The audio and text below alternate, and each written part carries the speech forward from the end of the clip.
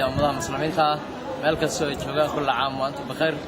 marka xiga waxaan salaamayaa maamulka iyo shaqaalaha TV-ga Royal meel kasta ku yeelan xarumahoodu waxaan kaloo markaa aan ka hadlayaa bal waxyaabaha ku soo arkay ciidan runtii waxay aad si aad iyo aad ay dadku isugu soo baxeen caruurta aad bay u labisnaayeen aad bay magaalada u yaacayeen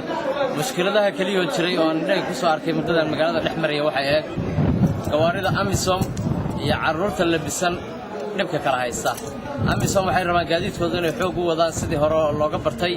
dadka Soomaaliyeed gaadiidkooda tartiib bay u socdaan way fahmi karaan dareenka iyo xiisadda lagu jiro laakiin Amisom waxa moodaa inaysan la fahmayn gawaari fara badan oo ordaysay soo saarayaan wadadii caruurtana wadaday ku yaacayaan haddii aan si gaar ah marka u leexdo salaanna waxaan runtii axsaabta iyo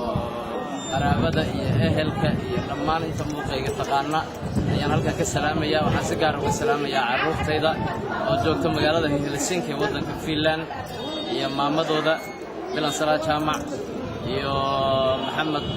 Cabdiqaadir Maxamed oo loo yaqaan qorana oo curadkayga sagal Cabdiqaadir Maxamed Zakariye Anad Suwayda iyo waliba Sabriin dhammaantood waxaan leeyahay ciid wanaagsan waxaan si gaar ah u salaamayaa maamadayda kale Masaaha Cali Mire oo iyana Muqdisho joogta iyo wiilkeeda yarka Hamza Cabdiqaadir ninkan kula kaftamay inuu noqon doono madaxweynaha waddanka Soomaaliya oo aan u rajaynayo inuu dalkan isagu maamulo in badan ka soo dadka qaar ay yiraahdaan war Cabdiqaadir intaas sano maxaa noola sugaysaa ninkan yarka laakiin haddana anigu waxaan u qirayaa inuu yahay madaxweynaha Soomaaliya waxaan dhammaan leeyahay marka axsaabtii qaraabada iyo ehelka dhan kullu caam wa antum bikhair wa salaamu calaykum wa rahmatullahi wa barakaatuh